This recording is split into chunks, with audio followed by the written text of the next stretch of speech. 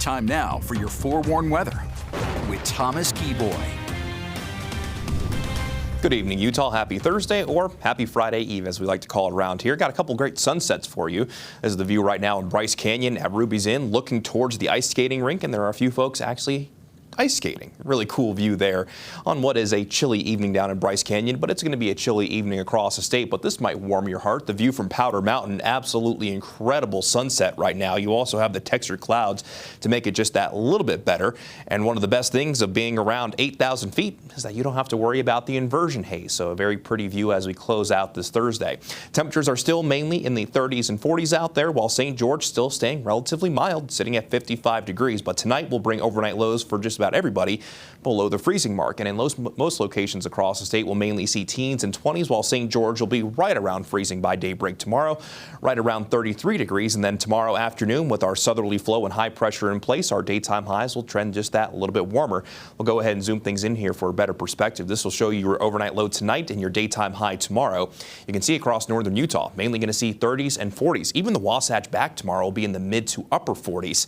Quite warm for this time of year, about 10 degrees plus above our seasonal norms in the Wasatch back. In central Utah, daytime highs mainly in the 40s there. Then by the time you make your way down south, a good mix of 40s and 50s, while Beaver could see a daytime high in the mid 50s. Bryce Canyon will get to 42 after dropping to 15 degrees tonight.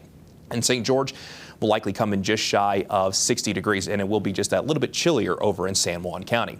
Let's go ahead and begin the Futurecast. We'll start this at 7 o'clock this evening. Really not too much to see as we go throughout the next 24 hours as high pressure remains in control.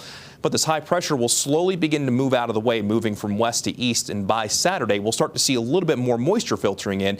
And while the Futurecast does show a few spotty showers early on Saturday morning, I think that's being overly optimistic at this point, just because there's not going to be a lot of moisture that will be filtering. I think for a lot of locations it's just going to mean increased clouds with maybe a few flurries here and there. But as we go from Saturday night into Sunday, we will likely see a system move in from the west, and that could clip southern Utah to bring us at least a chance for spotty showers down south.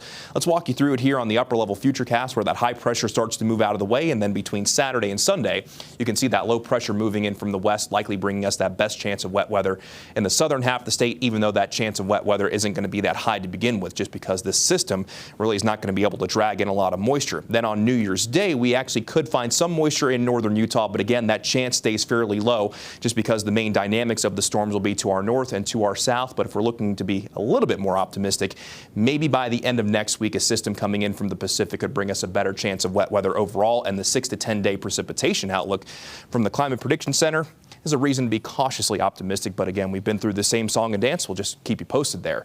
In St. George, daytime highs will be in the upper 50s the next couple of days, and then daytime highs closer to our seasonal averages as we're in that slightly more unsettled pattern with that slight chance New Year's Eve, and then on New Year's Day, again, not the best chance of wet weather, but can't be completely discounted.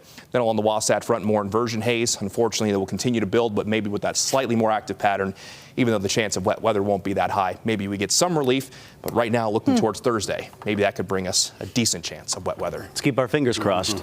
Crossed and toes. Thank you. There you go.